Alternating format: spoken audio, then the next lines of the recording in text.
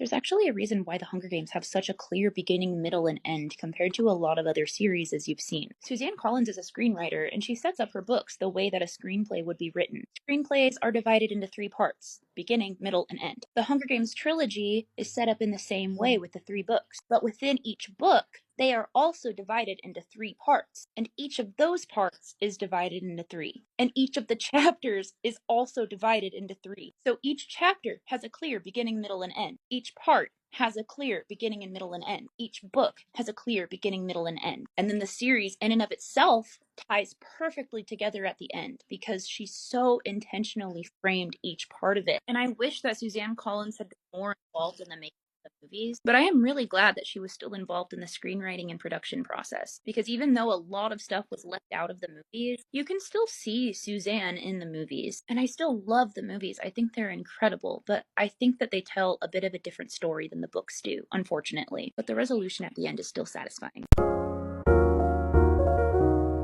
Suzanne Collins hasn't had to add any world building in post to the books, aside from what we see in the movies. Like, I've been a member of the Hunger Games fan page since 2012. They send you texts with all the updates, and they don't add to the story in post. The whole story is in the series, and I think that's a mark of a brilliant world builder and a talented author, versus J.K. Rowling, who basically had to build her world around the book and constantly specify things in post, particularly things she thought would drive more of an audience to her books, like saying that she always imagined Dumbledore to be gay, even though she never once implied that in the series, or adding minorities to the list of characters in post. J.K. Rowling's motivation was to build a franchise and profit off of it. And while that might have been one of Suzanne Collins' motivations, because when you do something for a living, you want to make a living off of it, there's heart to her story. There's a depth to it that doesn't exist within a lot of other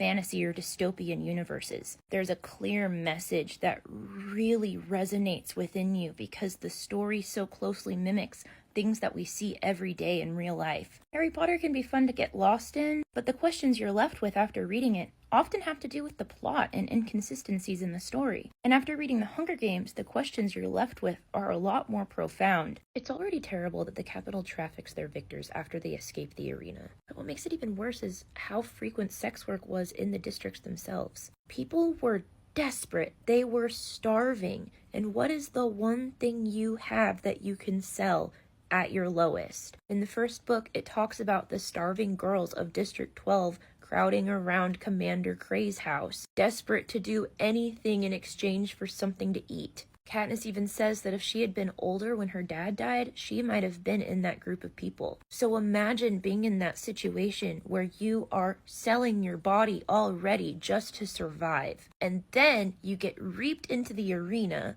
and then you escape the arena, and then your body is unimaginably altered against your will while you're asleep. And then when you finally wake up and you think it's over, and you're finally going to be stable, and you're not going to have to give yourself away in order to survive, that choice is taken away from you. Like Snow said, hope is the only thing greater than fear, and they will get the hopes of all of the victors up, only to drive home after they finally escape the arena that they need to be afraid every moment of their life. Peeta losing his leg was such an integral part of who he was as a character. I don't know if you've ever seen somebody who's a healing amputee, but it takes a long time to be able to walk on a prosthetic leg. Even longer to do things like climb and run and swim, which Peeta isn't able to do when the second games start and Finnick has to go out and get him and bring him back to shore. Because it's only been a year since he had his leg amputated. That is an insanely short time to heal from something so invasive. When he hits the force field and his heart stops, it even talks about how his leg was twitching, and his inability to run from the smoke is ultimately what causes Mags to die. And throughout the series, Katniss is fixated on this debt that she owes Peeta because he gave her the bread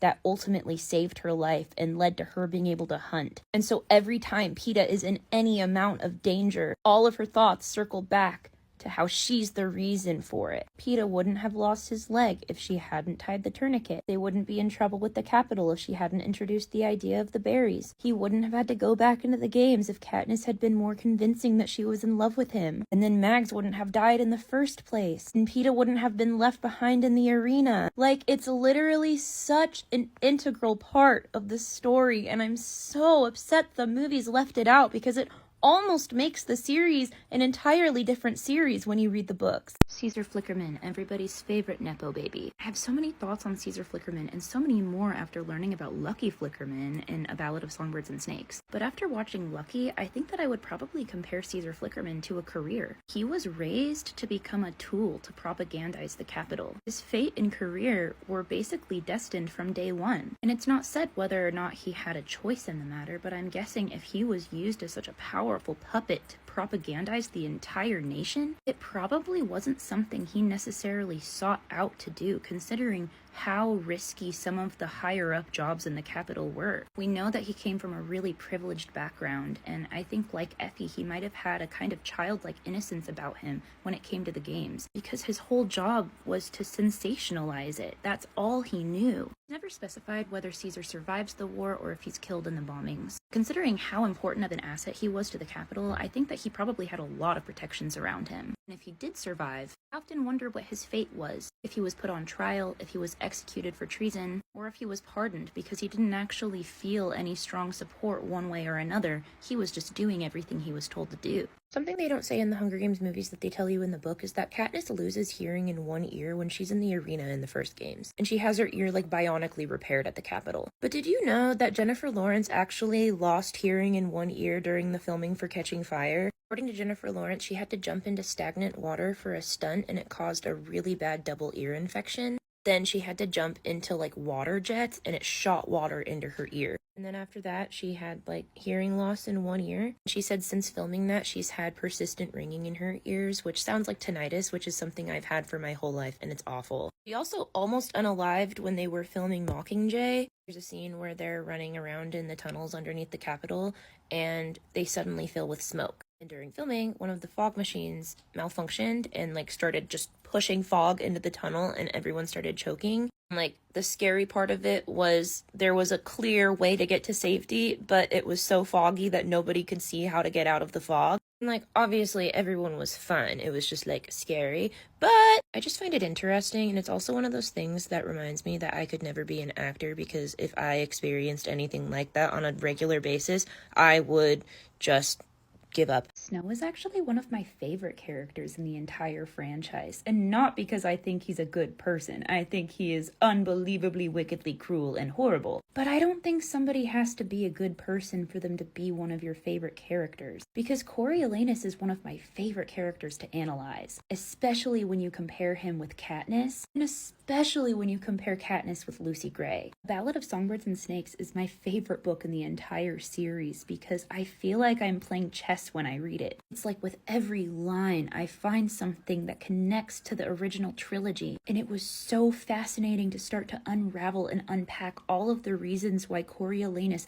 detests Katniss. Because even though he's wrong for it, I completely understand why he hates her so much, and I think he had the potential to turn out so differently. But he, like Katniss, is a tool used by the adults in his life when he's a child. He starts out as a victim of a system that he realizes he can take advantage of, and he does it by outsmarting it. And if he could outsmart the system, and Katniss could outsmart him, that's dangerous! I find him so fascinating. And once you start to unpack all of the connections between Hunger Games characters and people in ancient Rome, it gets even more exciting and interesting. I headcanon Katniss is autistic, and it's fine if you don't, because this is fiction and we can analyze text however we want. Like, one of this girl's two friends is someone that she sits next to and doesn't talk to every day. Pretty much all of the decisions she makes are either based out of pure survival or a very strong internal sense of justice, without necessarily thinking about what the consequences for a justice-motivated decision might be. She's constantly having miscommunications with other people, either not picking up on nonverbal cues or reading too far into verbal communication and not taking things at face value. She mentions various forms of stimming, rubbing the pearl against against her lips,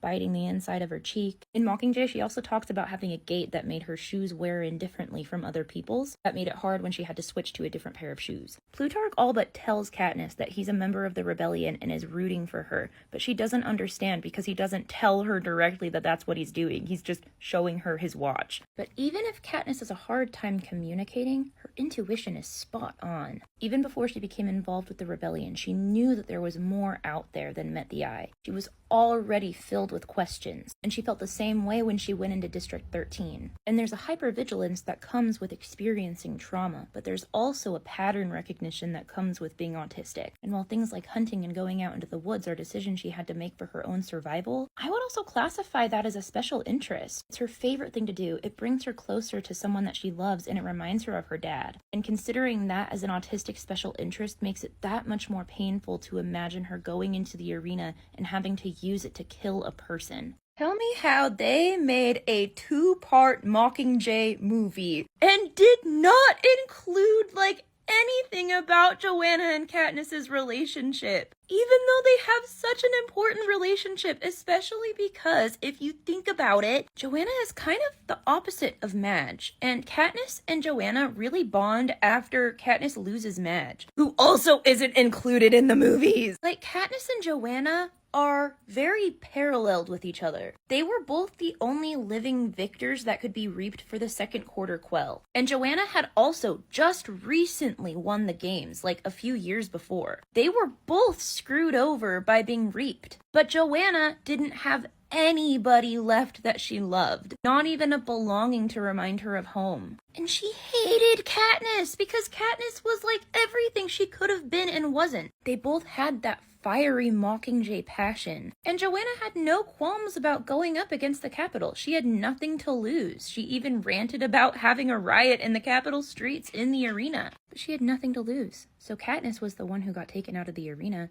and Joanna was the one who got taken to the Capitol and tortured by waterboarding. But then she was rescued, taken to District 13, thrown into morphling addiction, and then thrown into combat training. Not only that, but the combat training was in the rain after she had been tortured by waterboarding. She couldn't be around water because of how terrified she was of it after what she went through in the Capitol. And then she came to District 13 and had to relive all of her trauma constantly because they were in a war. And during this time, Katniss was the only person she had. They end up becoming roommates, and Katniss lets Joanna go through her things and look at all of the stuff that reminds her of District 12 because she realizes that Joanna doesn't have anything. It's no wonder she votes to have a symbolic Hunger Games. She has nothing to lose, and she has every reason to be bloodthirsty after all that she's gone through. And if we're being realistic, Joanna's ending after Mockingjay doesn't really look too good. But I like to think that her and Katniss's relationship softened her a little bit and helped her realize that she does have people now. Some people think that she might have moved to District 4 to be with Annie,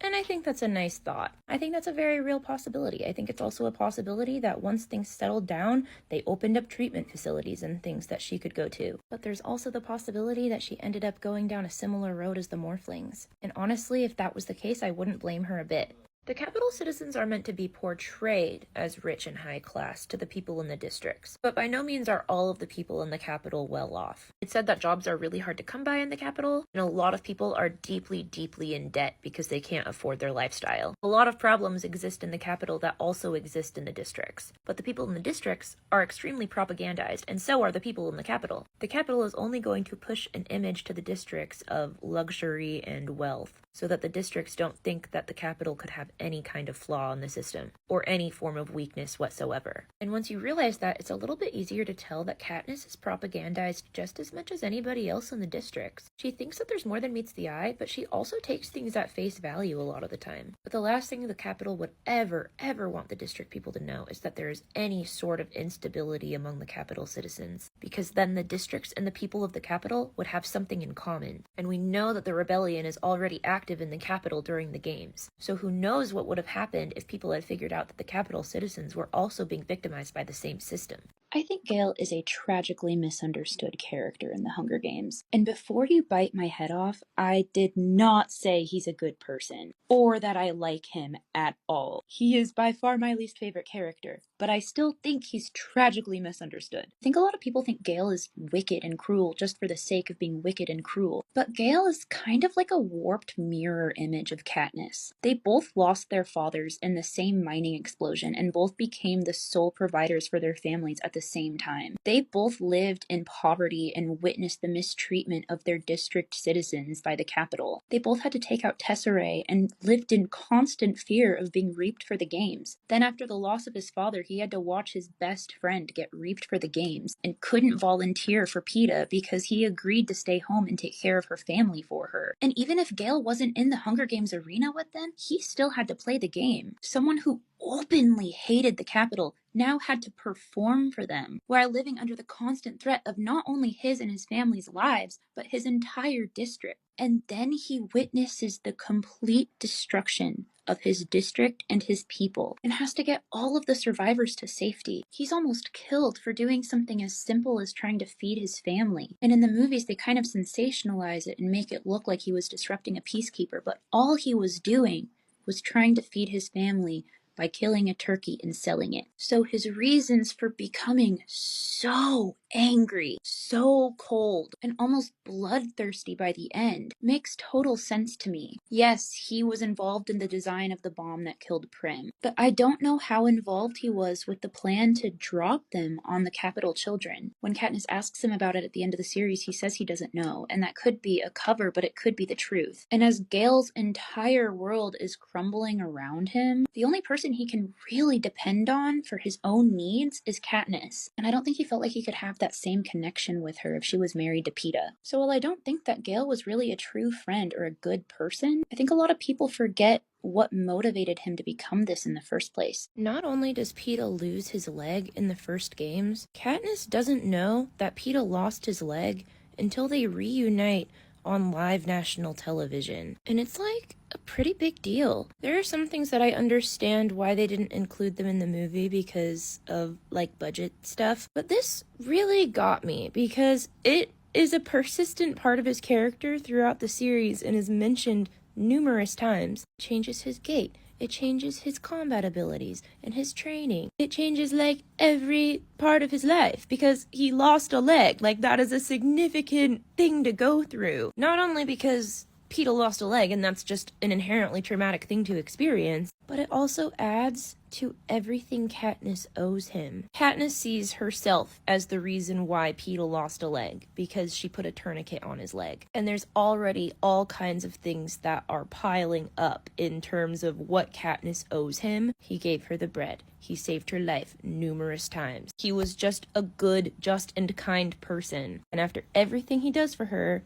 Katniss sees herself as the reason why he lost a limb. Like, he proved that he would quite literally give an arm and a leg for her. And what did she do? The moment they announced that there could only be one winner, she drew her arrow at him. Like in Catching Fire, the movie doesn't really touch as much on how guilty Katniss is. Like, she is consuming herself with guilt about Peeta. And I think if they had included that he lost a literal limb in the movie, it would have been a lot more clear. I personally think that Katniss always loved Peeta. It was just a love that evolved throughout the series. Katniss had a deep love for the people of her district, especially anyone who had any ounce of compassion or kindness for other people, and that was who Peeta was, especially to her. But I don't think she loved Peeta in a romantic sense until she felt like she was allowed to. From the beginning of the series, it was abundantly clear that Katniss had no intention on dating or marrying ever. Romantic love was far too superficial to focus on when her own survival was at stake on a daily basis, especially if that would risk bringing another child into a world where all children are at risk. I don't think Katniss realized that she could actually have romantic feelings about Peeta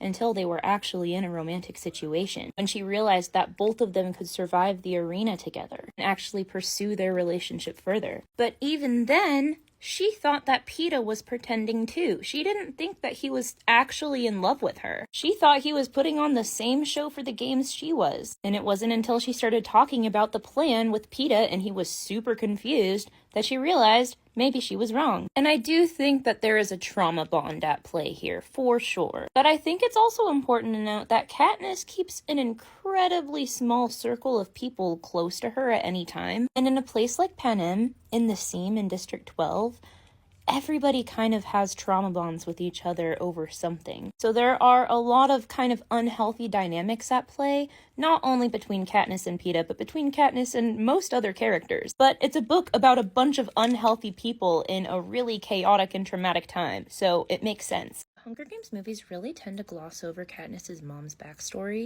and why she fell into a deep depression and implied chronic illness after the death of her husband and Katniss's father in a mining explosion. Katniss's mother is originally from a wealthier part of the district. She had a best friend when she was younger, Maysilee Donner. Maysilee Donner was reaped into the 50th Hunger Games, the second quarter quell, alongside Haymitch Abernathy. After the death of Maysilee in the arena, she was completely heartbroken. She was given Maysilee's pet songbird to remember her by.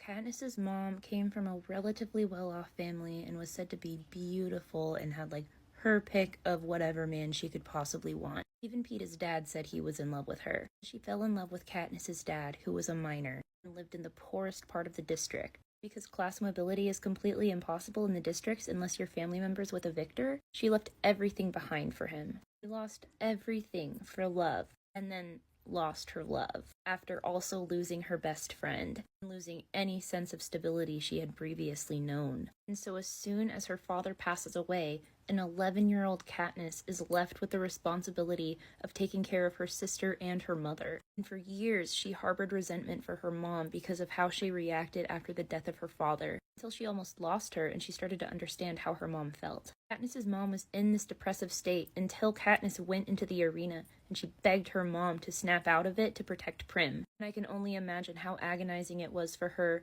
to watch the person who went into the arena with her best friend mentor her daughter in the same arena, wearing the very same pin that had belonged to her best friend, knowing that the victor from the 50th Games was the only living victor, and then losing the very daughter Katniss went into the arena to protect. In the movies, Katniss gets her iconic gold Mockingjay pin from a seller at the Hob. In the books, she gets it from her friend Madge, who isn't included in the movies but is one of her only friends in the books. Before going to the arena, Madge comes in and meets Katniss and gives her the pin as a token to take into the arena. She tells her it used to be her aunt's and it's been passed down in her family through generations. And the Mockingjay on the pin becoming the symbol for the rebellion holds so much more meaning when you think about the fact that it came from a close personal friend and not just a seller at the Hob. But the most significant part of the gold Mockingjay pin coming from Madge is the fact that it came from her aunt. Madge's aunt was Maysilee Donner. Maysilee Donner was the person who fought in the Quarter Quell with Haymitch, a game that, like Katniss's, was won by outsmarting the Capitol system. Maysilee Donner, who was one of Katniss's mom's best friends. Katniss's mom had to watch her best friend go into the arena and die, and then she had to watch her own daughter go into the arena and almost die and be mentored by the person who fought in the arena with her best friend. Oh my god! Katniss wasn't given a boob job, but she was almost given a boob job. After the games, she talks about being in a borderline comatose state and vaguely hearing someone who sounded like Haymitch yelling, and not knowing what he was yelling about, but feeling really comforted and protected by him. Then, before she and Peeta reunite, she puts on her dress and notices that there's significant padding because she's still emaciated from being in the arena. And Cinna tells her that the Capitol people wanted to surgically alter her, and Haymitch would not have it. But they did do a lot of significant superficial procedures. They didn't only mend all of her wounds from the arena and get rid of all of the scars that happened there. They also got rid of any of the scars she had acquired prior to going into the arena. All of the marks of her hard work and her adventures out in the woods hunting. She survived the arena, went into a comatose state, and woke up an entirely new person. And any evidence of any life she lived prior to entering the arena was completely erased from her body. Now when she looks down at her hands and sees that they're completely smooth instead of scarred, all she's going to remember is the Hunger Games arena, and the fact that the Capitol wants to put as much distance between Katniss and the districts as possible because of how much of a threat she poses to the Capitol. I think the movies taking out Katniss's female friendships were what got Katniss pegged as this not like other girls chosen one dystopian main character. At the end of the day, she was a teenage girl. She was a sophomore in high school when she went into the arena for the first time, a junior when she went in for her second, barely graduating high school when she went to war and assassinated President Coin. This isn't a book about a woman who's a war veteran and goes and fights valiantly for honor and bravery. This is about a child who is against her will thrown onto the front lines of a war and made to be a symbol for a rebellion she didn't ask to be a part of, all because she was scared for her sister, for her family, for Gale's family. And all of this is happening while she's still very actively being a teenage girl and dealing with the things that teenage girls deal with. Hormones and feelings and crushes. She was only 4 years older than Prim. And in the movies it looks like a lot more of an age gap, but they're both children. And Katniss having female friendships in the books really demonstrated that she was a teenage girl, and the movies make it seem like she had a lot more say in the matter, and also made her seem unlikable. In the books, people tell her that she's likable. She has a quality about her that make people drawn to her, but they took that quality out in the movie, and they further removed it when they took away Joanna and Madge from her close circle of friends. Roman names in the capital in the Hunger Games. Let's start with Coriolanus Snow. There's a Shakespeare play called Coriolanus. The play begins with riots in Rome after the expulsion of the Tarquin kings, when the citizens had Coriolanus to blame for their loss of food in this war. Coriolanus has a deep hatred for plebeians and denies them any grain because they don't deserve it. He fights back and rises to power until there are secondary plebeian riots, and Coriolanus is exiled from Rome and is unalived by the people he once considered his allies. And it's not hard to see the very blatant parallels between Coriolanus in ancient Rome and Coriolanus Snow in the Hunger Games. But it's even more interesting because this play is a tragedy. Do you want to know what kind of tragedy it is specifically? A Cynican tragedy. Cynican tragedy is a body of 9 closet dramas, plays that are meant to be read rather than acted out. There are 3 books, and each book is divided into 3.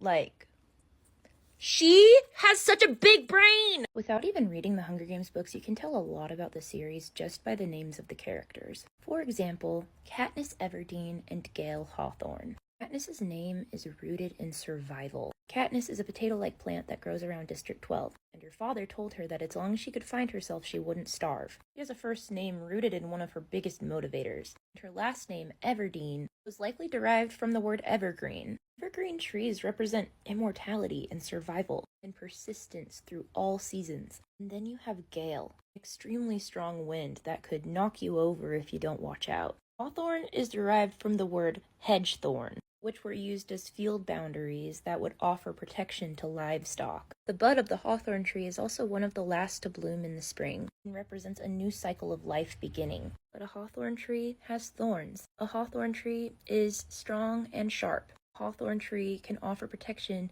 but you don't want to be standing next to a hawthorn tree when a gale is coming, because you don't want to get whipped with all the thorns. And don't even get me started on the use of Roman names in the capital, because I could talk about it for 8 hours. I think Gale's ending really drives home Suzanne Collins' use of irony throughout the entire Hunger Games series. Gale starts out as somebody who wants everybody to be free and safe and secure, but throughout the series ends up becoming radicalized and doing the exact opposite. Katniss hated performing, but was forced to against her will throughout the entire series, even by the people who were supposed to be helping her. Gale and Katniss were each other's #1 person at the beginning of the series, and by the end they lose each other. Katniss goes into the arena to protect her sister and loses her by the end. Katniss's worst fear is burning alive, and again and again and again she's faced with fire and is used as a symbol for who she is as a person. The name the Capitol gives her is the very opposite of what she wants to be. She wanted to pay Peeta back because she felt like she owed him her life and wanted to save him in the arena,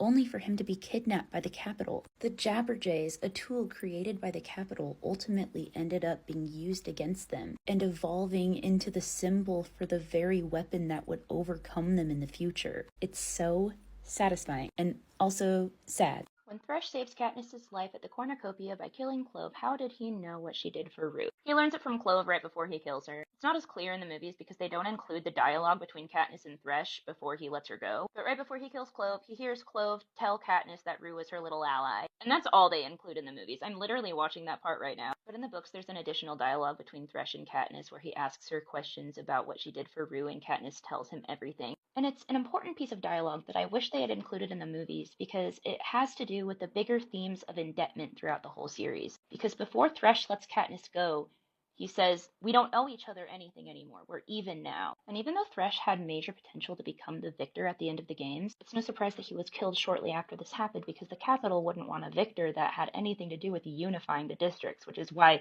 Katniss and Peeta's victory was so dangerous. Katniss's allyship with Rue, her exchange with Thresh, and the bread she received from their district when they sponsored her, which had never been done in the history of the games, the fact that there were districts that felt indebted to each other when the Capitol wanted nothing more than to pit the districts against each other, was extremely dangerous for the Capitol, and I think Katniss would have been in huge trouble after getting out of the arena, whether she took the berries or not. Katniss explicitly states in the first book that District 12 is in Appalachia, but it's important to remember that these books are hundreds of years in the future and significant climate change has taken place. And if so, that the entire state of Florida is underwater. So I think it's safe to say that even if Katniss didn't live in a place that nowadays would usually get 7-foot snowdrifts, the Seam is said to have pretty extreme weather conditions. Not only do they have blistering blizzards during the winter, summers are described as so hot and humid that you are just perpetually damp. And they did also have to mine in different areas and far deeper under the ground because of how deep into the earth they've mined, and also because of how much the terrain of the earth has changed over time. I don't think Appalachia is as mountainous of a region as it used to be, but if it was, it's no surprise how active the rebellion is there, considering how big of an asset mountains were to the capital in the first rebellion, and that may be part of why the capital kept them so indisposable. Because if more people lived in the district and they provided a resource that was more valuable to the capital, in the event of an uprising, mountains have historically proven to be a valuable asset. Okay, we're abandoning the Cannon Harbor and getting into shipping. I love Haymitch and Effie. I am so passionate about them, and I want literally nothing more than for them to be happy and in love forever. Like, until Haymitch meets Katniss and Peeta, Effie is pretty much the only consistent person in his life, besides the other victors he's come to know throughout the years. Every year, he and Effie meet these two tributes from District 12 and have to watch them die in the arena together. And they both kind of represent the worst stereotypes about where they're from. Effie has this childlike innocence about her with the games. She sees them as the way they were advertised to her, a sensational TV show. She's never had a victor. Usually their tributes die in the bloodbath in the first few minutes of the games. So she sees it more as a capital experience she can provide for these malnourished, underprivileged members of District 12 before they go off to their inevitable death. And Haymitch is the opposite. He's seen the games at their worst. He lived it, but he's also been involved with the games for long enough to know why Effie is the way she is, which is why he's always getting after Katniss for coming after Effie for her capital mannerisms. But Effie has a similar understanding of Haymitch, never seeming to be fazed when he's completely intoxicated or lashing out about anything, because she's one of the people who's known him the longest. But in the books, we don't actually witness any development between Haymitch and Effie's relationship, because throughout Mockingjay, Effie is being held hostage and being tortured by the Capitol. And we don't know what they do to her, but she's completely traumatized afterwards, obviously. And who would better understand exactly what she went through than Haymitch, one of the people who's known her for the longest, and is also one of the few people she has left after the war is over. And realistically, maybe they're just friends, and Effie goes back to the capital and they never really see each other again. But I really like to think that Effie needed somebody like Haymitch after what she went through. I like to think that after the war they really balanced each other out. And they're two people that I just want happiness for both of them so bad, and I want them to have that happiness with each other. Anyways, if you have any post-war Haymitch Effie fic recs, drop them in the comments. Lucy has an Appalachian accent. District 12 is geographically in Appalachia, so I'm really glad that Lucy Gray has an accent in the movies, especially because then it makes a lot more sense why the capital accent sounds so odd to Katniss, because I don't think that the capital accent was as, intense and frivolous as they portrayed it in the movies. I think Katniss had an Appalachian accent and heard a non-Appalachian accent, and it sounded super weird to her because the districts don't interact with each other and they don't go to the capital, so they only ever see the capital accents on TV. And even within the capital, it's kind of implied that there's more like posh versions of English. Like the upper class has a very distinct way of talking in comparison to the lower class, even within the capital. And there are certain things about it that make me think it was very intentionally set up that way by the capital in order to create more of a class disparity and also really be able to point out easily who isn't capital. And I think that's one of the earliest clues that Cinna is an inside operative for the rebellion, because he doesn't have a capital accent. He doesn't seem capital in the same way that the other people do. Part of the abject cruelty of the games themselves is that there is no mercy from it. The only way you're safe from participating in the games is if you're under the age of 12 or over the age of 18. Not even surviving the arena guarantees that you're safe from going back in. In the first book, a boy from District 8 injures his leg before he goes into the arena, and he's still in the cast when they go in. In A Ballad of Songbirds and Snakes, Wovi, a young girl with Down syndrome, is still sent into the games. In Catching Fire, even though the capital believes that Katniss is pregnant, she's still sent into the games. And so is Peeta only a year after losing his leg. And this can be hard to wrap your mind around as a reader because it is so cruel. And the games themselves are so cruel, pitting children against each other in the first place, even if you only selected ones that were able to fight. Pitting the districts against each other, creating a class war within the districts, erasing any sense of community, making it every man for themselves, because not even the most vulnerable children are safe from the power of the capital, because while the capital gives them protection, they can also take it away, and they can take it away from anybody they want. I was today years old when I found out that there is a Hunger Games theme park, and it's one of the most dystopian things I've ever seen. This is what greets you upon entering the park. First of all, why would they not include like any people enjoying themselves having fun at the park in the picture of the park? I don't know. It looks really empty and sad. Like a district. It includes such attractions as the Capitol Bullet Train, a thrilling hovercraft experience, Peeta's Bakery, a Panem merch store, and a Coal Miners Clash. A little Covey performance. Why does this exist? All the pictures I found looking it up are like sad and empty because no one wants to go to a Hunger Games theme park if they really enjoy the Hunger Games. Because if you are an avid reader of the Hunger Games, you know that like a Hunger Games theme park defeats the entire point. What is going on? I think the dangerous thing about expanding the Hunger Games franchise to more books and movies is if the message gets lost and it becomes more about expanding the world of Panem and getting lost in it. Panem shouldn't be like a theme park we want to go to, and the depiction of the games themselves shouldn't be entertaining to us in the way they are to the capital citizens. And I think there's a real danger of that happening if they put every book and movie in the arena. So if there was going to be more Hunger Games books or movies, here are some things I would like to see that don't follow a tribute going through the games. I would love to follow the life of an Avox, what it's like working in the tunnels underneath the city, the kinds of conversations they hear capital people talking about but they can't repeat because they don't have a tongue. Like an Avox probably hears everything. And I feel like there's a lot of potential to add to the narrative and the message by following that kind of character. I'd also really like to see the first rebellion and what led up to it. I'd love to see Crassus and Casca and their friendship and the devolvement of it. I would love to follow the life of a victor who we don't see in the books or movies after they've won the games, or the perspective of a career and how they really view the games. I'd love to see if there is a world and civilization outside of Panem, or the chain of events immediately following Mockingjay, where we actually see the post-war world they live in. Because like we know the ins and outs of the arena, we know what it's like to be a tribute, we know what they do to them, but what we don't necessarily know is how we got from point A to point B. If Thresh was such a caring and just person, why didn't he ally with Rue in the arena?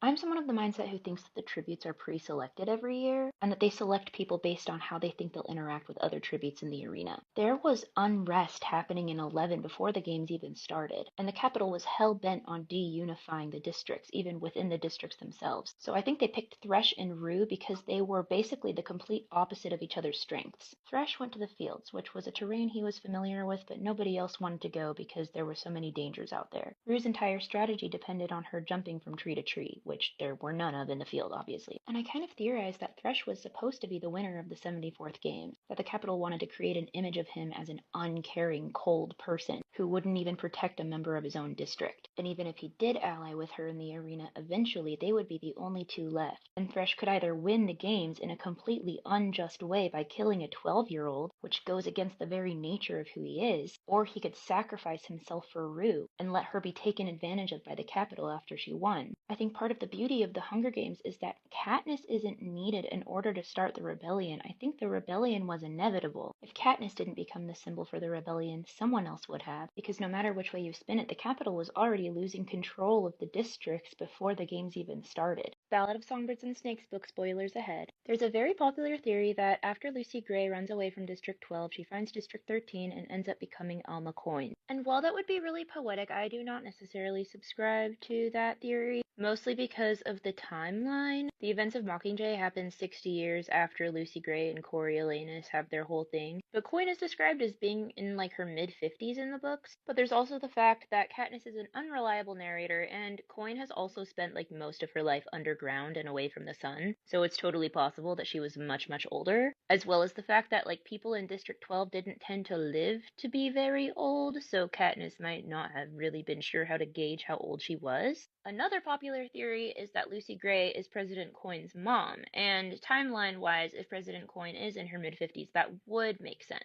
And again, I don't know if I subscribe to that theory, mostly because I honestly think it's pretty likely that Lucy Gray unalived in the woods. Even though that is kind of anticlimactic and disappointing, A Ballad of Songbirds and Snakes is a tragedy, and one of the most tragic things that could happen is Lucy Gray not making it out alive. Especially after cheating death in the arena, I feel like that was like her chance. The one bone I have to pick with the Hunger Games franchise is the arenas, because they don't really make sense to me. How do they build a new arena every year, and they're so enormous? And I know that they build a new one every year because they go and they tour the old ones. Do they repurpose the arenas? Is that what's up in the wilds? Just all of the arenas everywhere? That's what happened with all of that land? Did they have the people from the districts build them? Because Katniss said the only time people leave the districts is for sanctioned duties, and if that is the case, that makes so much sense why District 3 is so easily able to identify all of the weaknesses, because what if they didn't only design the technology used in the games? What if they also had a hand in building the arena that they're playing in? And wouldn't that just make it that much more of a devastating blow to get reaped for games in an arena that your manual labor and slavery helped build? It's like really fucked up. But also, like, how do they manage to build such an enormous arena every year? It does not seem feasible. Specifically because I'm thinking of it like a Las Vegas dome level of construction, but bigger. And that was just so much. And this is so much more than that. Year after year after year. How is it possible? Like, not why do they do it, but like, actually, physically, how is that possible? And if anybody has any insight on like the progression of technology and how they were able to build these massive arenas every year, let me know. Why are districts 1, 2, and 4 career districts, but not districts 1, 2, and 3? Districts 1, 2, and 4 all produce non-essential goods for the Capitol, aside from 2 being the military base. And I'm not sure if you've ever seen how most luxury goods are produced, but they're often some of the worst work environments. I think the Capitol chose the districts that produced luxury goods so that they could create a higher standard of living there. So while they might be forced to work super long hours in a terrible environment, they're going home to like a meal, unlike people in District 12, and really indoctrinate the children into believing that the games are a patriotic duty. I also think the career didn't see as much of a risk of specifically training career tributes in those districts, because the rebellion wasn't necessarily as active in 1 and 2. 4 still had a lot of rebelliousness, but I think they chose districts that produced non-essential goods to be the career districts so that if they did rise up and they had to wipe out the districts, they would be wiping out a luxury item and not something that they depend on to survive. District 3, on the other hand, has shown time and time again that when given power, they can use it to outsmart the Capitol. Like the District 3 boy that programs the drones to attack a child in the arena. I believe the digging up and reburying of the landmines in the arena was also a District 3 thing. Not necessarily rebellious, but still pushing the envelope a little bit. Same with how Beatty won his games. They have a rebellious streak, so it's safe to say that they would not want to train them in combat because they could absolutely weaponize the technology they designed against the Capitol because they designed it. I would honestly argue that District 3 probably is one of the biggest threats to the Capitol because they designed their technology. It's like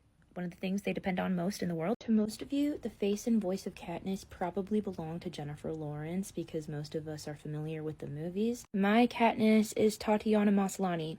I'm honestly astounded that the Hunger Games audiobooks don't get talked about more because I firmly believe that that's how we were meant to read the books. Her voice and emotion and acting is like I cry my eyes out when I read the books. I am inconsolable when I listen to the books. Like, I have to pause them and like take some deep breaths because this girl's acting is so good. Let me play you a little snippet from a really sad part, Rue's scene. I will just show you what I mean. Closer to her, pulling her head onto my lap.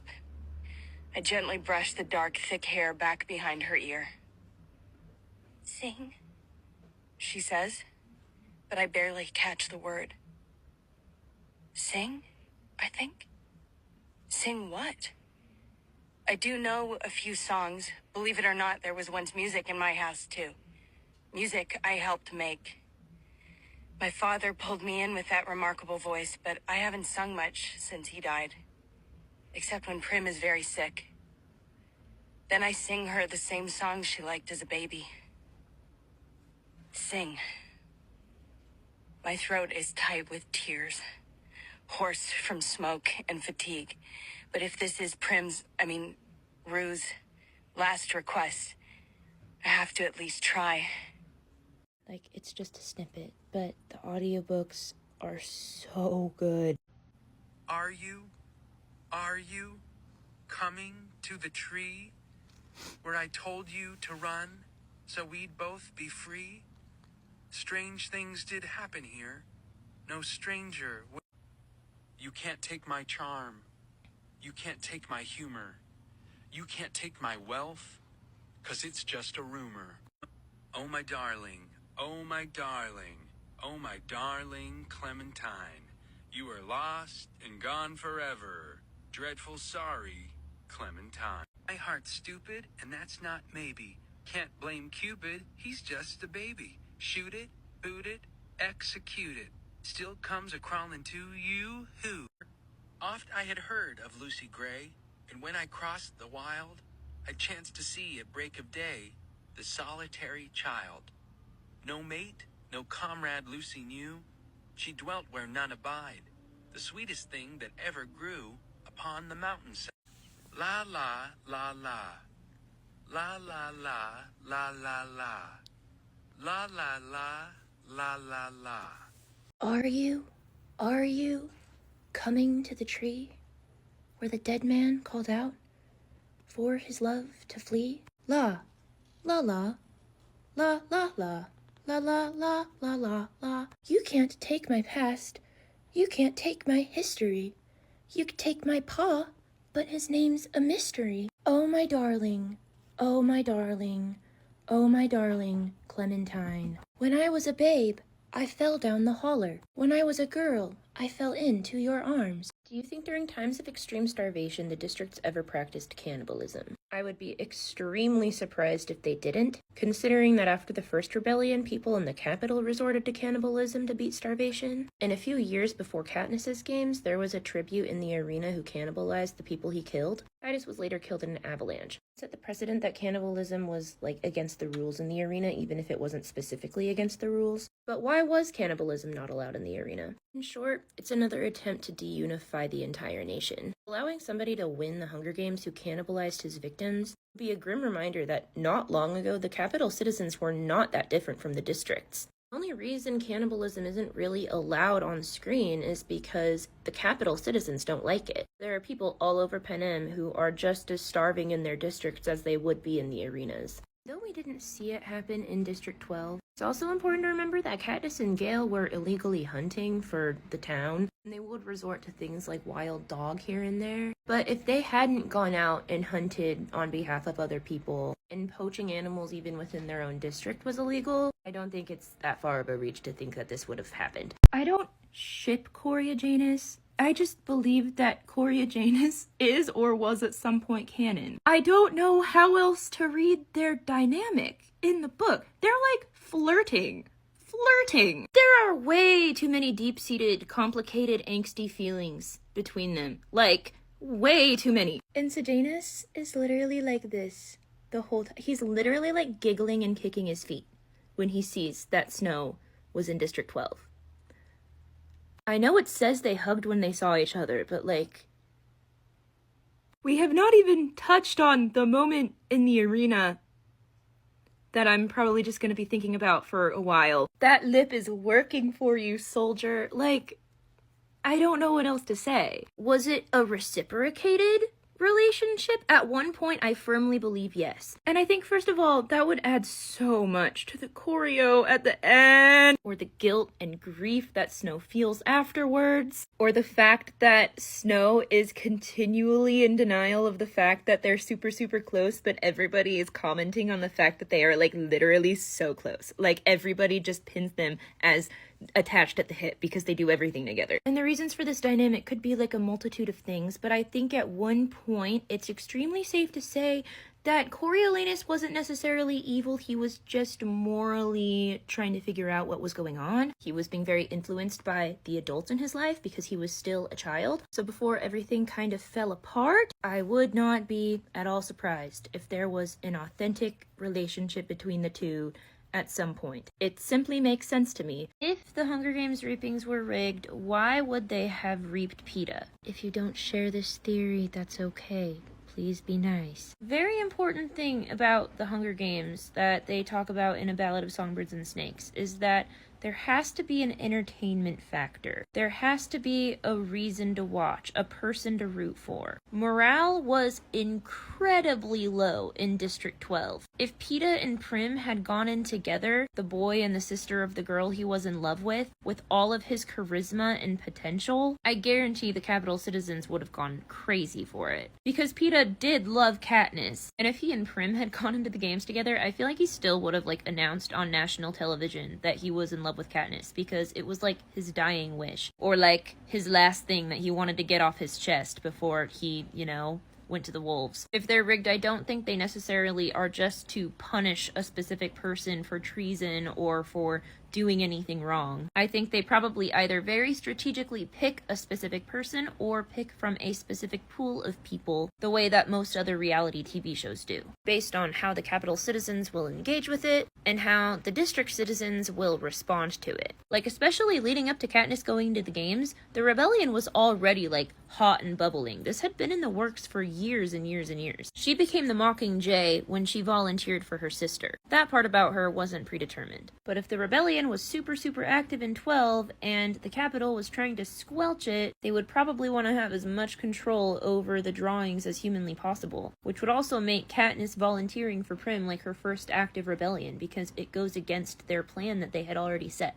I hold the probably unpopular opinion that the Hunger Games reapings are rigged, and that Prim's name was pre-selected. And a lot of people told me that this defeats the purpose of the story because Katniss isn't a chosen one, and this is supposed to be something that could have happened to anybody. I don't think the reapings being rigged makes Katniss a chosen one. And I also don't think the Capitol expected Katniss to volunteer. A lot of people who believe the reapings are rigged think the Capitol did it in order to get Katniss to volunteer, and I don't think that's the case. Nobody had ever volunteered in 12. Even though Katniss was like a rule breaker and normally would protect her sister under any circumstances, she wasn't the only person who was like that for her family members. There's a million reasons why Prim could have been the name put into the bowl. It could be that Katniss's family is connected to the Covey, and Snow knew this and was directly targeting their family, and that he blew up Katniss's dad in the mines on purpose. It could have also been that they wanted to draw from a specific pool, like they wanted a 12-year-old. But to me, there are just too many coincidences in the reapings for me to think that they aren't rigged. Katniss mentions multiple times of Victor's children being reaped for the games, or siblings being reaped for the games. And the Capitol wants complete control over everything. They don't want to leave anything up to chance. Especially because the tributes have to put forward an image, and the Capitol needs to protect that image, so they don't want people who are going to be unpredictable. And yes, people do volunteer in other districts, like the career districts, but those are also people who have been born and raised for this kind of position. They've already been taken into consideration as a role for the games. And again, if you don't hold this theory, that's fine. This is text that everybody can analyze differently because it's a work of fiction. But I don't think that the reapings being rigged takes away from the overall message of the game, that this could happen to anybody and everybody is a victim of the games. And the entire country is an arena. The TV show and the tributes are just supposed to be a distraction.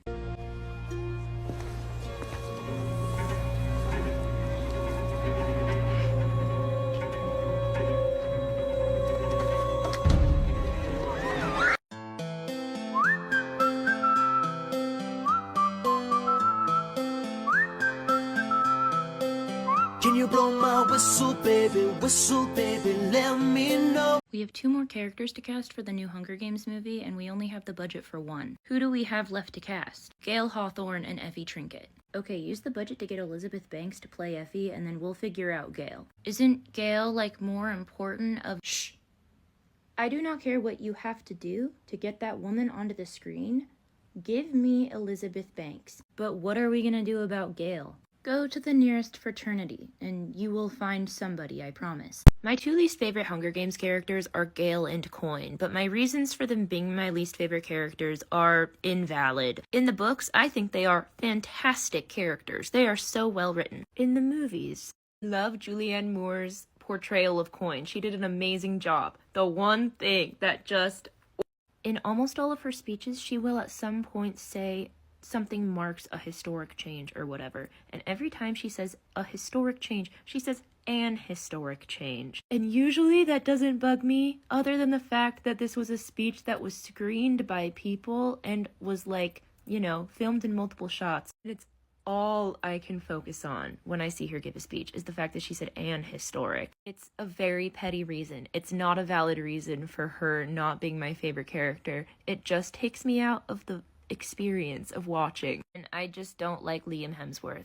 I don't know anything about Liam Hemsworth, but you did tell me about him in my comments, and if anything you said is true, then I was right. Trigger warning for discussion of self-inflicted unaliving. But yeah, I don't really hear a lot of people talk about Katniss's attempted self-unaliving at the end of Mockingjay. Before Katniss assassinates President Coin, she puts a nightlock pill in her pocket, and after she shoots her arrow, she attempts to take it, and Peeta knocks it out of her hand. And at least when I was younger and I watched it, I assumed it was because she thought she would be executed for what she did. But also, Katniss was 18 years old, like a senior in high school. Her entire life had been survival-based. She went through multiple wars, suffered severe mental and physical trauma, lost her dad, emotionally lost her mom, lost her sister, who was the one person she wanted to save by volunteering to go into the games in the first place. And if you have lived in a traumatic environment for a long time, and then you go into an environment that is not traumatic, going from day-to-day living in survival mode to actually being safe and secure and thinking long term is daunting at the best and completely impossible to conceptualize at the worst. I remember growing up thinking, I just need to make it to 16. I just need to make it to 16. And then I made it to 16 and I was like, okay, I guess I need to make it to 18. I need to make it to 18. And then I made it to 18, and then I didn't know what to do because I didn't think that I was going to be here longer than that. But I think the story ending it on the note of Peeta knocking the pill out of her hand is just one more reminder of how many times Peeta has been there to save Katniss's life. And one more reminder of the debt she feels like she owes him for the bread he gave her all those years ago. And Katniss is really all Peeta has left at this point. And even though leaving would be a far easier solution, the thing Peeta needs most from Katniss is for her to stay. You know what? Screw this. Screw the Capitol. Screw President Snow. Screw this entire system. We should have riots in the Capitol. What do you say? Nice one. That's cute. Try again. My stylist dressed me up as a bird. This 17-year-old girl reminds me of my ex-girlfriend.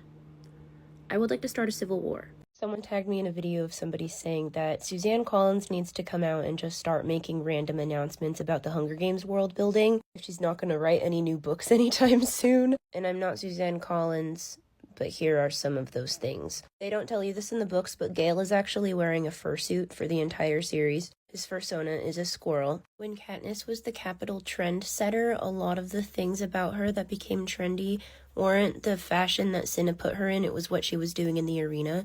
So it became a trend for girls to like put their hair in a braid and then go outside and roll around in the grass to try and get the same like messy, rugged look she had. After the war, Joanna acquires Snow's greenhouse and turns it into a lesbian bar. The entire course of events in the whole series is exactly the same, except the whole time President Snow is scuttling around on a razor scooter. There is actually a clause in the rules to the games where if you get reaped, you just have to say "not it" really fast, and then the last person to say "not it" actually is the one to get reaped.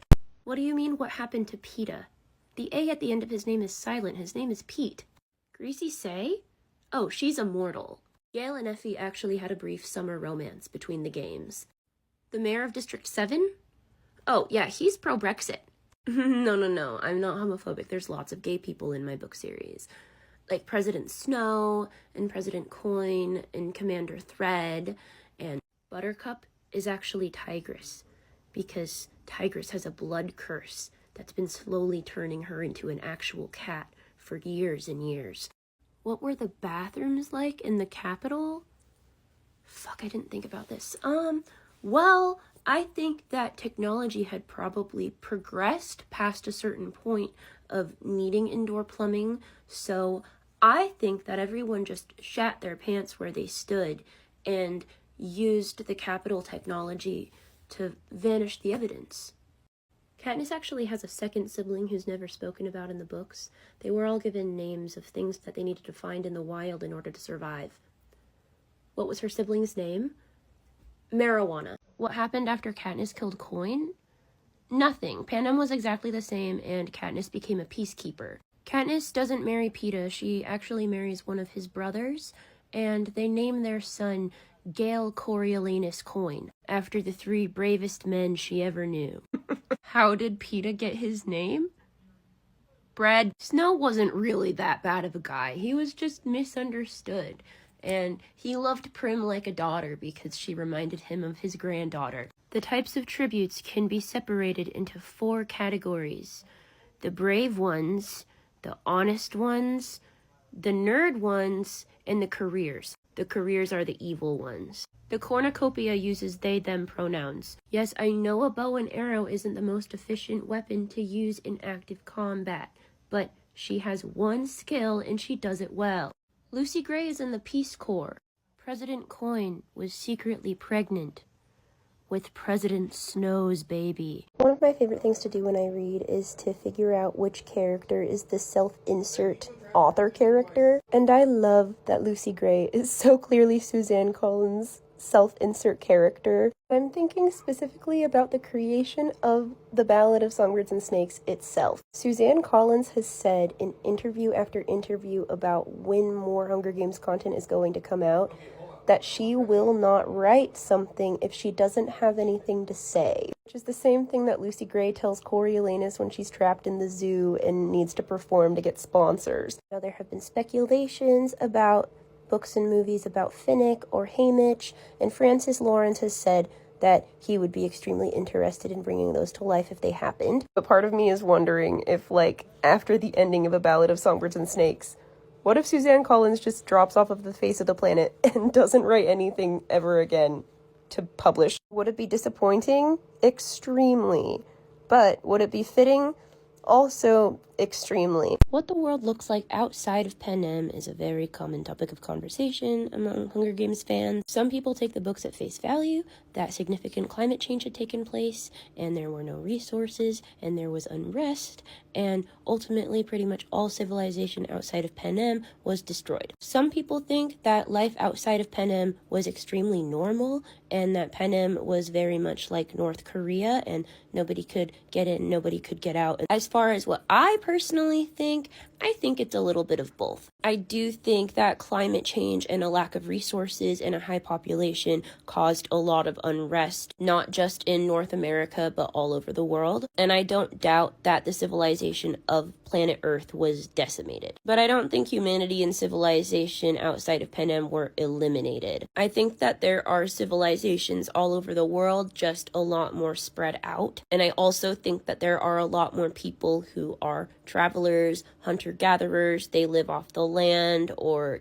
make their own way wherever they live. I'm sure there are places who have technology and things that have progressed just as much as the capitals, maybe even more if the capital wants to keep the population of Panem under the impression that they are all powerful when they know there are other powers that are greater than them out there. And I also don't doubt that there are other dictatorships just like the capital and just like District 13. And assuming there was civilization outside of Panem after the war, I would be really interested to see what all of the people's reactions were to finding out that there was an entire other world out there, finding out that there were other languages, other religions, holidays, songs, all of these things that they had never been exposed to before. A frequent conversation in the Hunger Games community is what would have happened if Katniss didn't volunteer for Prim. And a lot of those conversations are about what would happen in the arena and what would be the fallout, how Katniss would be affected by what happened to Prim. But considering going to the Capitol and going through training and then doing the interviews, I think Peeta and Prim still would have presented a united front, like holding hands on the chariot, more of like him offering like brotherly support or something, But here's what I think would have happened during the interviews. I think Prim would have been asked all about her family and her life back at home, and she would have talked a lot about her older sister, who she looks up to. She'd say something like, even if she's not here, I know that she's still protecting me, or something like that. And then Peeta comes on for his interview, and he'll get asked about his family and everything. And then Caesar will bring up Prim and talk about how she's really lucky to have someone like Peeta who will be looking out for her in the arena because her sister isn't there to protect her. And then Peeta would be like, but it's not just Katniss's job to protect her, because Prim is my sister too. Like, the drama, the gasps. I can imagine Katniss's mom's reaction to the television screen. And Katniss goes to the Hob, and everyone's like looking at her, and she's like, did you guys know about this? Is this like real? And everyone's like, I mean, we were kind of waiting for you to find out, dude. Your sister specifically doesn't look like your dad. Disclaimer, this is a joke. I don't think Prim and Peeta are siblings. This is my Hunger Games blunt rotation. You're not on it. You don't even get to be at the bottom of the list. Hell yeah. You may be 12, but you are also about to be unalived, so I feel like you should get one last hurrah. Peeta, you're on there, obviously. Cinna, obviously. Clearly. Let's see. I'm looking for a specific. Lucy Gray is an interesting one because I feel like she could either be a really great person to smoke a joint with, or like the person who is kind of unbearable to be around when they get stoned. Like, there's always that one person who they get like performatively silly, and I feel like it might be that. But I still would be curious to see how it went. So she's on my list. Finnick, obviously. Let's see. So Katniss, this is one that I really want to have in my rotation because she needs this. She needs to let loose a little bit, like Joanna, top of my list. Easy. Easy. Effie, like, clearly, obviously. President Snow. Okay. Here's my defense for why President Snow would be on my rotation. I think it would be really funny to watch him green out, and I think that he would get like extremely paranoid, and it would be really fun to mess with him. So that is why he's on my list. And I'm sure you know the last person who's going to be on my list. Could you have guessed? What do you think of my rotation?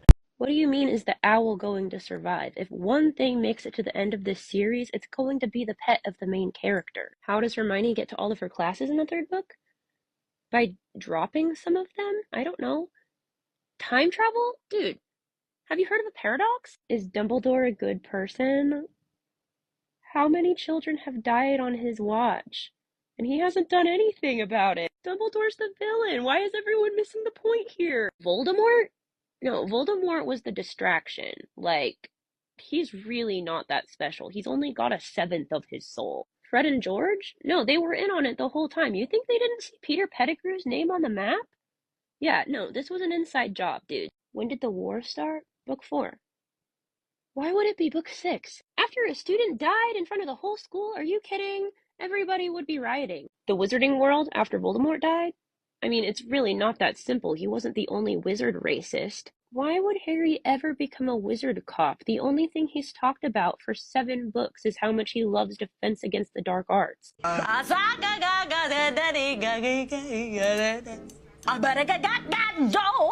Do you know how much of a flex it is as an author to have such good world building that any kind of fanon, headcanoning situation just honestly doesn't seem that interesting? The only headcanons I really have about the Hunger Games are like really silly off-the-wall ones that I don't actually believe, or inferences and theories that I have about things that could have happened that aren't explicitly said in the books. I do have a little special soft spot for Haymitch and Effie, like post-war, that I really like to center my little headcanoning fangirl space around. But as far as the actual story of the Hunger Games and the canon, like, I don't want to add anything to it because it's so good as it is. And it honestly feels like I'm defacing it or something if I try to reshape the world in any way in the same way I used to with Harry Potter, because I used to be super active in the Harry Potter fanfiction community. Like, oddly, the best thing about Harry Potter is the fact that it sucks.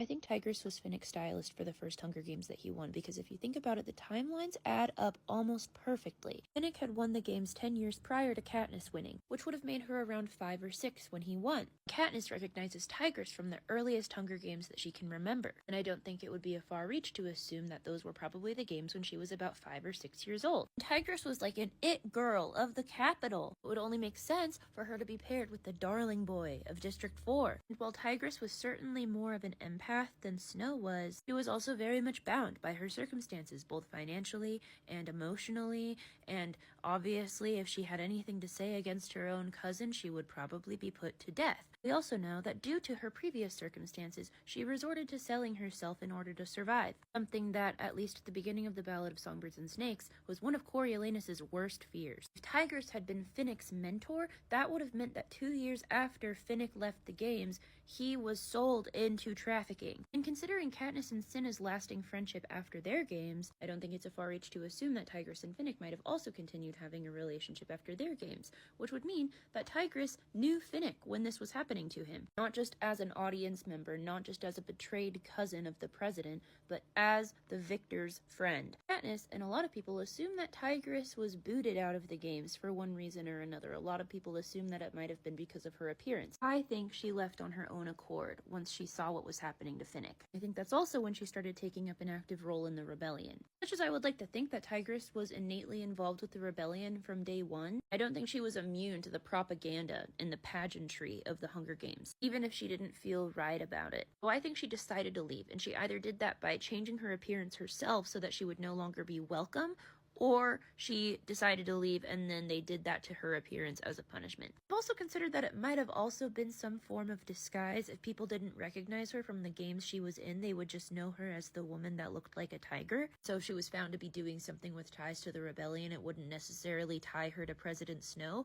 because she was not associated with Snow as his cousin. She was just known as the lady that looks like a tiger. And not only do I buy into it because I just feel like the timelines all add up really well, I also feel like it would make for a great sequel, because the two things that everybody has been asking for more of is more Finnick and more Tigress. And what better way to make this into a sequel by having their backstories coincide with each other? We all know that food plays an enormous role in the Hunger Games, especially the way that food is used to insult the people of the districts. It's something they have an excess of in the capital, to the point where they will eat so much that they'll make themselves vomit so that they can eat more, while people in the districts like Katniss and Gale have to illegally poach animals just to get by. There is one capital meal that has always stuck with me since the first time I read the first book that I have not been able to stop thinking about since I read The Ballad of Songbirds and Snakes for the first time. The last meal we are told about before Katniss and Peeta go into the 74th Hunger Games arena is a cream and rose petal soup, mentioned on page 137. When Coriolanus first meets Lucy Gray on page 42 of The Ballad of Songbirds and Snakes, and he gives her a rose from his grandmother's garden, she says, "When I was little, they used to bathe me in buttermilk and rose petals." And while the average person would not know anything about the fact that Lucy Gray said that to Coriolanus the first time they met, we do know how much of a luxury roses were considered to be when Coriolanus was growing up. And in a way, something that was at one point supposedly accessible to people of the districts, or at the very least the Covey, has now become just another thing that capital citizens can vomit up. But it's also another interesting parallel between Katniss and Lucy Gray, in my opinion. Lucy Gray understood the value of the rose that Coriolanus presented her with, not just as a resource to eat, but also as a sign of luxury and beauty. While Katniss eats the whole bowl before Peeta can even get back from having medical treatment for the cut on his hand, while Lucy Gray savors every petal of the flower over the course of several days. That's all to say, I haven't been able to stop thinking about this soup,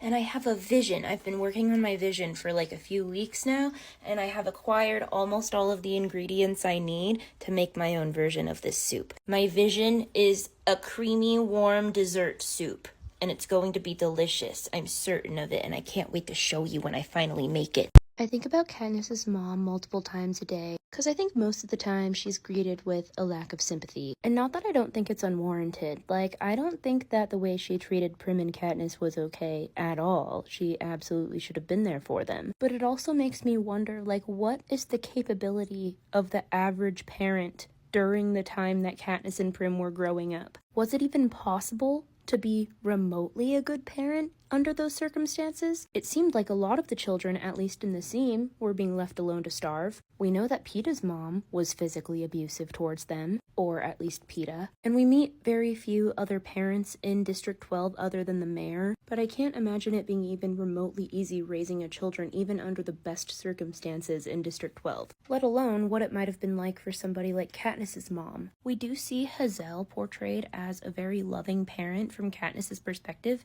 but again, that's only Katniss's perspective, and it's compared to her own experience with her mom. The reality for Katniss's mom is that she lost her best friend to the Hunger Games. She fell in love with somebody outside of her part of the district. She lost pretty much everything for this person, and then lost that person, and was left alone with 2 children in the poorest part of the poorest district. And then she had to watch her child, who was also the person that she depended on for her survival.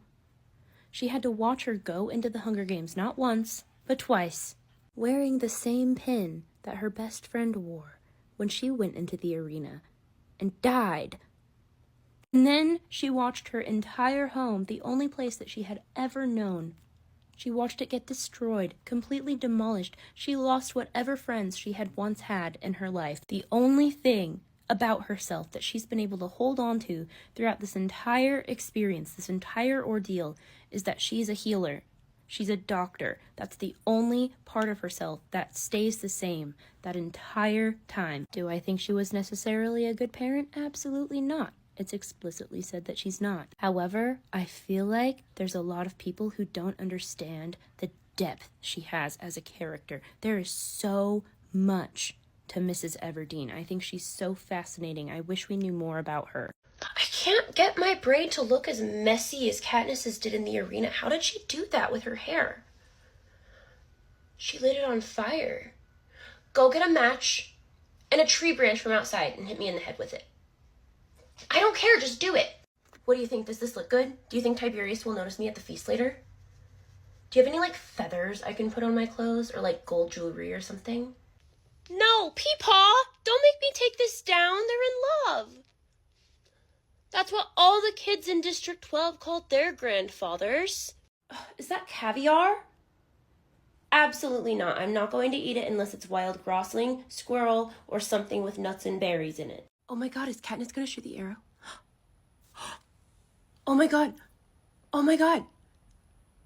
Oh no, this is so bad. Oh no, the Capitol's losing? Gosh darn it. Why is Katniss looking at my peepaw like that? Oh damn. Shit. I'm coming, Peepaw! Dear Diary, today, Peepaw found my Katniss Everdeen and Peeta Mellark fanfiction account. To punish me, he told me he's putting all of the victors back into the reaping bowls. To punish him back, I replaced his hemorrhoid ointment with icy hot. Hey, Auntie Tigress, can you come pick me up? Peepaw's mad at Katniss again because she dressed up like a bird, and now he wants to start a civil war. Peepaw, I swear I'm not committing treason. I just want to have wavy hair in the morning. No! Oh my god, leave me alone! Can't take my charm, can't take my humor. Peepaw, everybody knows that song. It's one of the Vault tracks. You know, one of the tracks I got out of the vault that said Top Secret on it, and then I shared with everybody. Because they're really good, Peepaw! I'm so happy that the war is finally over, and we can all live at peace and in harmony with each other, just like we've all always wanted. You want to hold a symbolic what games? Did you guys see that blonde boy that got raped for District 12? Doesn't he look like Tiberius from the side? Oh my god, he's so cute. So who are you rooting for in the Hunger Games this year? Clove? Bastard. Oh, nothing. I just said I was rooting for Katniss. Oh my god, you see that girl sleeping in the tree? That's Katniss. She's my favorite. She's from District 12, and she has a sister named Prim, and she has a best friend named Gale, and her dad died. And also my grandpa hates her for some reason. You guys, I am so over Tiberius. We're done. I asked him if he would eat the berries with me if we were trapped in the arena together like Katniss and Peeta did. But he said no, and that he would throw a Tracker Jacker nest at me. Peepaw? Peepaw? Is anybody home? Great. I'm finally alone to work on my self-insert Peeta Mellark fanfiction. Trapped in an island with Peeta Mellark. Peepaw, I don't care what kind of law you pass. I'm not taking the braid out. Because if you want to talk about crimes relating to fashion, you need to talk to the plastic surgeon that did your lip filler. Peepaw, I'm not going to school today. You can't make me. Because I don't need to. Because I'm not going to university. After I graduate, I'm going to become a peacekeeper and move to District 12 so that I can finally meet Katniss and Peeta. Athena, what are you doing tonight? Well, all the tributes are coming into the capital for the Quarter Quell, and I'm going to see if any of the peacekeepers will let us sneak into the tribute center. Tiberius is coming over tonight to watch the interviews with me, so should I do Katniss's, like, regular side braid or one of the hairstyles from her bridal shoot so I can try and send him, like, a subliminal message or something? She's pregnant? Peepaw, this is so unfair. You have to stop the games. Fine, then I'll just log into my anonymous Twitter account. President Snow's lips look like Vienna sausages. Somebody with lips so close to spontaneous combustion should not be allowed to make political decisions. Hashtag stop the game. Katniss and Peeta are so cute together. I wish somebody loved me like that. Oh, why is Finnick kissing him? I wonder if they have an AO3 tag yet. Katniss, what are you doing with that arrow? Oh my god. Oh my god. Yes! I mean, no. Katniss escaped the arena? She's in District 13? Oh no, how horrible and awful. I wonder what's going to happen next. Athena, you're never gonna guess who just showed up at my house. Yes, I'm gonna try to talk to him, but Peepaw won't let me, so I'm gonna try to get the keys to his room off of his desk. Also, T, so there's another district? Okay, Athena, you know how after Katniss and Peeta almost ate the berries, I posted that meme about it on Twitter that went viral? You know, the one about how the berries look a lot like the hemorrhoids my Peepaw has to order special ointment for? Well, he saw it and he started wailing about how he's the new joke of Panem to some guy on the phone, and now he's getting on a train to go to District 12. I tried to sneak on, but they wouldn't let me. What did I do over the break? Well, I went to District 12 with my peepaw on official Capitol business, and I even got to go to Katniss's house. No, I swear I was there and I met her. I even brought back this piece of coal from her district. No, it's not just a rock, I swear. DIY Cinna-inspired flame clothing. Peepaw, do we have any lighter fluid? No reason. Athena, I need some advice. So Peeta's been living at my house for a while now, and I've been sneaking him food, and I've been thinking of trying to help him escape. So I'm wondering if I should break up with Tiberius. No, we're totally official. We've been dating for 4 days. What do you mean you saw him with Julia? Hold on, I'm gonna have to call you back. Tiberius? Yeah, it's me. I see you found yourself a new girlfriend. And I found one too. I mean, boyfriend. I found a boyfriend. And it's Peeta. Yeah, Peeta Malark. No, he's literally living at my house right now, I swear to God. Because we're in love, Tiberius. I'm telling the truth. Athena, did you see my private story? Yeah, I'm still grounded. Peepaw found my Nebupod, and I thought I would be in trouble for vaping, but now he just keeps hitting it and pacing around the kitchen. Yeah, the whole mansion smells like peaches. I don't know. Ever since we helped Peeta escape the other day, he's been having this whole PR nightmare, and I think he's having some kind of episode. Yeah, he got drunk the other night after the power went out, and he ended up ordering somebody like a $20,000 flower delivery. Yeah. Anyways. Oh, what are you and the girls doing tonight? Because my aunt has this thing at her house. Hey, Peepaw, did you do something with my autographed Everlark poster? That was limited edition! Oh my God. Peepaw, for the last time, she didn't sleep with her cousin. God. I'm texting Caesar's scriptwriter to stop putting things in the gossip column that are going to make your asthma act up after 6 p.m. Tiberius, do you really think you can join the rebellion after you cheated on me with Claudia? No way. I already told my aunt about you. Plus, I don't know. I don't really know if I'm into guys. Oh, hi, Peepaw. Yeah, no, I'm just going out with some friends. Just Athena and some other people. I don't fucking know, Peepaw, to an I Hate Katniss Everdeen party, and we made a piñata that looks like her. Oh, holy shit, that worked. Okay. Bye. You guys, get a picture. Get in. We may be from the capital, but I say we District 8. Hashtag rebels with a cause. This is gonna do numbers on X. Athena, you'll never guess what I got for my birthday this year. It's a goat. I know, it's just like the one that Prim has. Peepaw, are you choking? Are you okay? Do you need me to get your nurse? Okay. Anyways, Athena, I'm gonna go try to milk it and make some like DIY feta or butter or something. Do you want to come? What do you mean it's a boy goat, Peepaw? You checked? Ew. Hey, Peeta, are you in there? I brought you some snacks.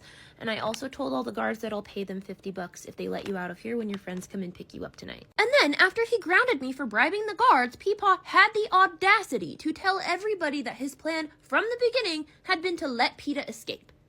No, he's lying through his teeth. He's been doped up on Morphling all week just trying to cope with everything that's going on. It's insane.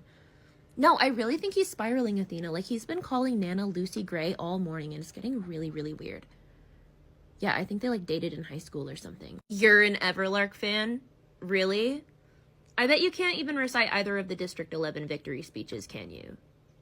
Yeah, that's what I thought. If I was in the Hunger Games, I would follow people around from a safe distance until they started pooping, and then I would sneak up on them while they were mid-poop. Like, what are you gonna do? Suck it back in mid-poop? Probably not. And since the capital loves to compare the district citizens to monkeys in cages, I would also use poop as a projectile. All I would need is a slingshot and a bucket, and I would be unstoppable. Because, like, you don't shoot them with the poop to go for the kill. You shoot them with the poop to, like, make them have a visceral reaction, which would just be uncontrollable, I think. Like, what are you gonna do? You have poop on your face. And I think it would also help me outside of the arena, because how are you going to make a person who weaponizes poop seem desirable in the eyes of the capital? You can't. You kind of just want to leave them alone. I feel like it would be off-putting enough that the capital would just kind of want to avoid me, but not rebellious enough to make them want to unalive my entire family. Follow for more tips and tricks on how to survive the Hunger Games arena.